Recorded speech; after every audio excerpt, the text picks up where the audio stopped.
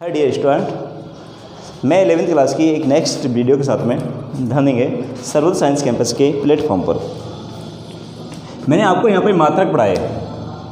क्या पढ़ाए मैंने आपको? मात्रक। आई होप आपको समझ में आए होंगे।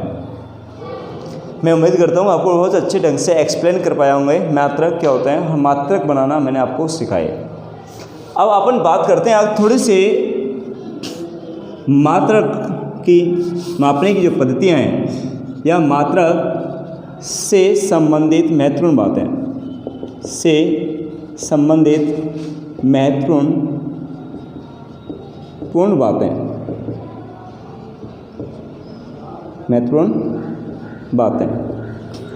ध्यान दीजिए। मैंने कहा मात्रक से संबंधित महत्वपूर्ण बातें। पहली बात तो जो मात्रक का जो आकार है, आकार कैसा होना चाहिए? उचित होना चाहिए। कैसा होना चाहिए भैया? उचित आकार होना चाहिए। ये नहीं कि आकार बहुत बड़ा है, इसलिए हम क्या देते हैं, हमारे प्रचलित मात्रक के नाम दिए हैं, इसलिए मैंने कहा आकार कैसा होना चाहिए? उचित होना चाहिए। कैसा होना चाहिए? उचित। नंबर 2 बात, पहली बात तो सर्वमान्य होना चाहिए। मैंने कहा नंबर 2 कैसा होना चाहिए? सर्वमान्य होना चाहिए। मात्रक के बारे में बात की, मैंने कहा सर्वमान्य होना चाहिए। कैसा होना चाहिए? सर्वमान्य।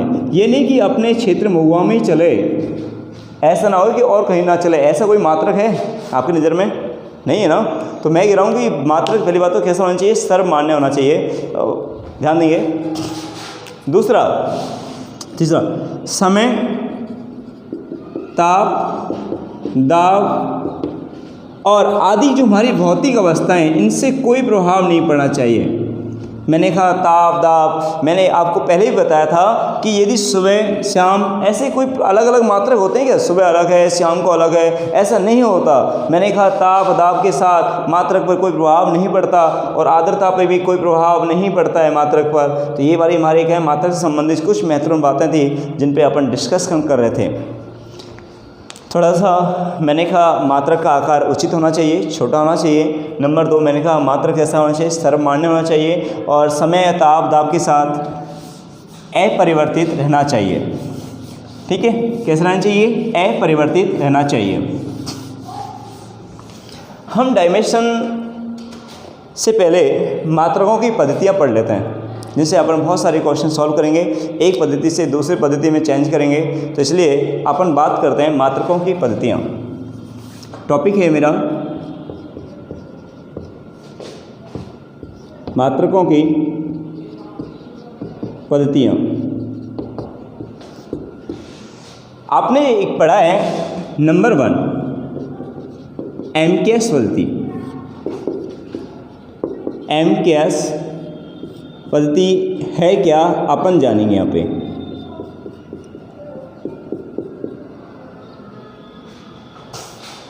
एमकेएस का मतलब, एम का जो मतलब होता है जी मीटर। क्या होता है जी? मीटर। के का मतलब होता है जी किलोग्राम। क्या होता है जी? किलोग्राम। और एस का जो मतलब होता है जी सेकंड होता है। देखिए आपको परिभाषाएं सबकी मैं एक साथ ही याद कराऊंगा। नंबर 2 सीजीएस पद्धति।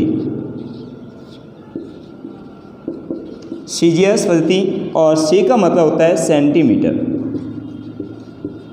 सेंटीमीटर। और जी का मतलब होता है ग्राम। और एस का जो मतलब होता है सेकंड। एस का मतलब क्या होता है? सेकंड।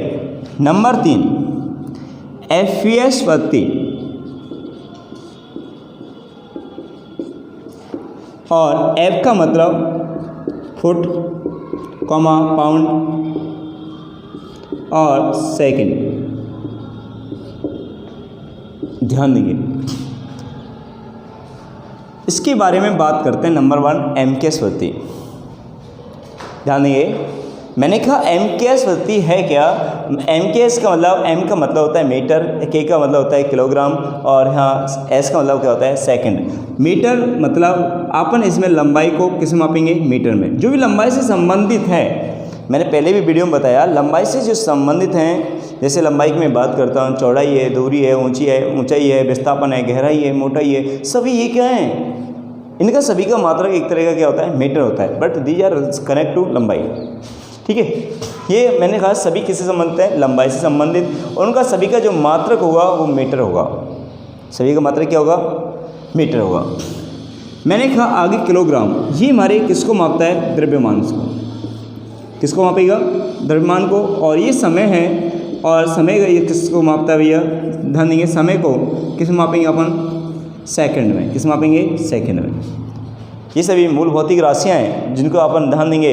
लंबाई को किस मापेंगे? मीटर में। और ऐसी पद्धति को अपन ने क्या नाम दे दिया? मैंने कहा ऐसी पद्धति जिसमें लंबाई को मीटर में, द्रव्यमान को किलोग्राम में, समय को किसमें? सेकंड में मापा जाता है, उसे एमकेएस पद्धति कहते हैं। कहते हैं इसे। इसका एक नाम और है जॉर्जी पद्धति। एमकेएस पद्धति को जॉर्जी पद्धति के नाम से भी जाना जाता है। किसके नाम से जाना जाता है? इसे जॉर्जी पद्धति के नाम से जाना जाता है। तो एक परिभाषा तो आपको क्लियर हो चुकी है कि एमकेएस पद्धति किसे कहते हैं। मैंने कहा ऐसी पद्धति जिसमें लंबाई को मीटर में और द्रव्यमान को किलोग्राम में तथा समय को सेकंड में मापा जाता है, उसे एमकेएस पद्धति कहते हैं। मैंने बात की आगे सीजीएस पद्धति, और सीजीएस पद्धति की बात करें तो मैंने कहा सी फॉर सेंटीमीटर। इसमें जो लंबाई है उसको अपन किस मापेंगे? सेंटीमीटर में। और जो द्रव्यमान है उसको अपन किस मापेंगे? ग्राम में। और समय को किस मापेंगे? सेकंड में। और उस पद्धति को अपन कहेंगे कौन सी भैया? सीजीएस पद्धति। क्या कहेंगे उसे? तो परिभाषा समझ में आ गई होगी इसकी भी। मैंने कहा ऐसी पद्धति जिसमें लंबाई को सेंटीमीटर में, द्रव्यमान को ग्राम में तथा समय को किसमें? सेकंड में मापा जाता है, उसे अपन कहते हैं यहाँ पर सीजीएस पद्धति कहते हैं। इसका एक और नाम है जी गॉसीय पद्धति भी कहा जाता है इसे। कौन सी? गॉसीय पद्धति भी कहा जाता है। एक और नाम है, मैंने कहा इसे कौन सी पद्धति कहा जाता है? गॉसीय पद्धति। अब आगे समझ में आ रहा होगा, ये जो फुट है, लंबाई को अपन इसमें फुट में मापेंगे, द्रव्यमान को की बात करें यहाँ, द्रव्यमान को किस में मापेंगे? पाउंड में। और समय को किस में मापेंगे? सेकंड में। देखें, आपने अधिकतर देखा होगा हमारे जितने कारीगर लोग होते हैं, मिस्त्री लोग होते हैं, या अपन किसी ट्यूबवेल बारे की बात करें, चाहे हमारे मकान बनाने वाले जो कारीगर होते हैं, ये जितने ज़्यादा पढ़े लिखे नहीं होते, बट ये जब भी वो लंबाई की बात करते हैं, यदि कमरे की लंबाई को नापते हैं, वो हमेशा फुट में मापते हैं। क्योंकि ये हमारे पुरखों से चलती आ रही है, क्योंकि ये अंग्रेज़ों के ज़माने से चलती आ रही है। ये ब्रिटिश पद्धति है और ये सबसे पुरानी पद्धति है, जो आज भी अपन बात करें तो ब्रिटेन में चल रही है। वहाँ पर जो बांटे मिलेंगे किलो के नहीं मिलते, वहाँ पर पाउंड में मिलता है। और यहाँ पर लंबाई को किस में मापा जाता है? वहाँ पर भी फुट में मापा जाता है। तो पहली बात तो ये सबसे पुरानी पद्धति है।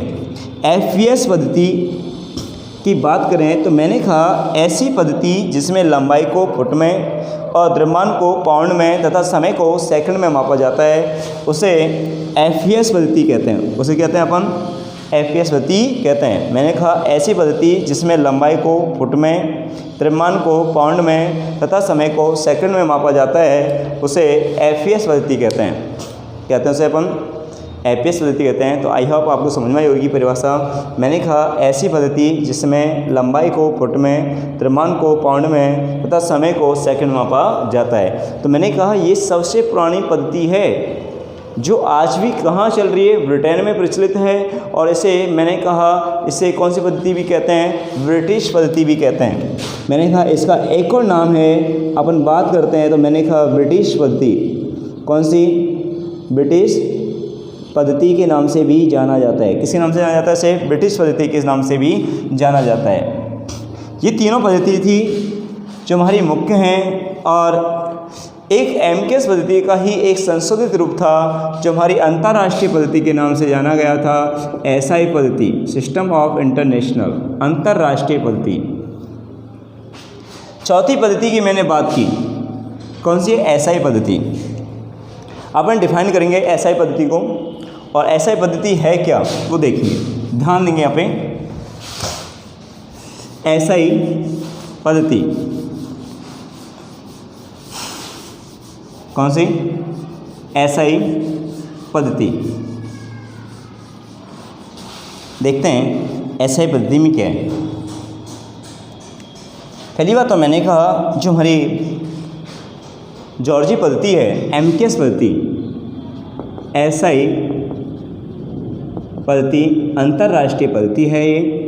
और हमारी जो एमकेएस पद्धति थी उसमें केवल 3 राशियों को मापा जा रहा था, जबकि हमारी मूल भौतिक राशियाँ कितनी होती है, 7 होती हैं। इसलिए इन्होंने क्या किया, हमारी मूल भौतिक राशियाँ 3 थी, द्रव्यमान और लंबाई और समय एमकेएस पद्धति में आ रही थी, बट 4 राशियाँ और रह रही थी, इसलिए उनको भी सम्मिलित किया गया था।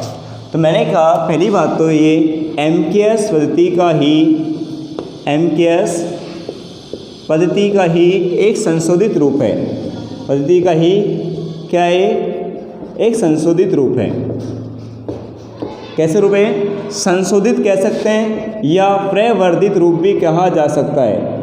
संशोधित रूप या मैंने कहा क्या कह सकते हैं अपन इसे, प्रवर्धित रूप भी कह सकते हैं, और इसे अपन क्या कहते हैं भैया, एसआई पद्धति कहते हैं। आई होप आपको समझ में आया होगा कि मैंने कहा एमकेएस पद्धति का ही एक ऐसा रूप है, संशोधित या प्रवर्धित रूप है, और जिसे अपन क्या कह रहे हैं यहाँ पर भैया, एसआई पद्धति कहते हैं। एक संस्था है और उस संस्था का नाम है माप एवं भार संस्था पेरिस। कहाँ पे जी, एक संस्था है माप एवं भार संस्था पेरिस है, जो कि सन 1960 में इसे अंतर्राष्ट्रीय घोषित किया था। मैंने कहा कब किया था, कई किताबों में सन 1972 लिखा हुआ है, बट सही स्टैंडर्ड बुक के अकॉर्डिंग हम बात करें तो सन 1960 में मैंने कहा इसे अंतर्राष्ट्रीय घोषित किया गया था। तो ध्यान देंगे, तो मैंने कहा इसमें 3 राशियां एमकेएस पद्धति की सम्मिलित की गई, और अन्य 4 राशियों को आपने क्या किया, सम्मिलित किया। तो इसमें कुल राशि कितनी होती हैं, 7 होती हैं। कितनी होती है इसमें, 7। तो मैंने कहा कब, किसने, माप भार संस्था पेरिस ने इसे कब 1960 में अंतर्राष्ट्रीय घोषित किया था। तो मैंने बात की, ध्यान देंगे, मैंने की 1960 में एमकेएस, प्लीज़ ध्यान देंगे, किसने किया था, माप एवं भार संस्था पेरिस ने किया था। तो इसमें 3 राशियाँ किसने थी, एमकेएस। तो मैं अभी 7 राशियों का वर्णन कर रहा हूँ। तो मैंने कहा राशियों का नाम और उनके मात्रक और उनके सिंबल, प्रतीक। देखो एक पहली राशि जो आती है वो आती है हाँ द्रव्यमान। क्या है जी, द्रव्यमान। और द्रव्यमान का जो मात्रक है वो है यहाँ पर किलोग्राम। कितना है, और इसका प्रतीक है किलोग्राम केजी। क्या है जी, केजी। नंबर 2, इसके बाद मैंने कहा द्रव्यमान हो गया, लंबाई का मात्रक मीटर है, और इसका प्रतीक है स्मॉल एम। और आगे नंबर 3 है समय, और समय का जो मात्रक है जी सेकंड है, और इससे अपन बैक करते हैं एस से। ये तीनों राशियाँ हमारी किसकी हो गई, एमकेएस पद्धति की। किसकी हो गई है। इसके अलावा राशियाँ और सम्मिलित की गई। तो नंबर 4 हमारा वो है ताप, और ताप का जो मात्रक होता है जी केल्विन होता है। कैसे होता है जी, केल्विन। और इसे अपन किससे व्यक्त करते हैं, के से। नंबर 5 बात करते हैं यहाँ पर, ताप हो गया। विद्युत धारा, ये भी मूल भौतिक राशि में आती है, और इसका मात्रक एम्पियर होता है। इसका मात्रक क्या होता है, एम्पियर होता है। और नंबर 6 की हम बात करें तो इसका हम बैक करेंगे, केल्विन हो गया, ए से बैक करेंगे। और नंबर 6 ताप हो गया। पदार्थ की मात्रा, और पदार्थ की मात्रा का क्या होता है, मोल होता है, और इसका मात्रक MOL होता है। लास्ट है 7 नंबर पे ज्योति तीव्रता। आज ज्योति किससे आती है, कैंडल से। तो इसकी अपन मात्रक की बात करेंगे तो ज्योति तीव्रता का मात्रक होगा कैंडला। इसे रिप्रेजेंट करेंगे अपन CD से। कैसे रिप्रेजेंट करेंगे, CD से। तो मैंने आपको ये मात्रकों की पद्धतियाँ पढ़ाई, और आई होप आपको समझ में आई होगी। तो ये मात्रकों की पद्धतियाँ से संबंधित आपको कोई भी प्रॉब्लम है तो प्लीज़ कमेंट्स में लिखें मेरे को। और यहाँ पे कोई भी प्रॉब्लम है समझ नहीं आ रहा तो प्लीज़ लिख के भेजें, सर मुझे टॉपिक एक्सप्लेन करें। और थोड़ा सा यहाँ लाइट का अभाव है और लाइट की प्रॉब्लम को देखते हुए मैं यहाँ वीडियो ड्रॉप करता हूँ, क्योंकि यहाँ पर इतनी लाइट प्रॉपर भी नहीं आ रही, तो यहाँ विजुअलिटी का समस्या रहेगी। ओके स्टूडेंट, मैं मिलता हूँ नेक्स्ट वीडियो में आपके। ठीक है, ओके बाय।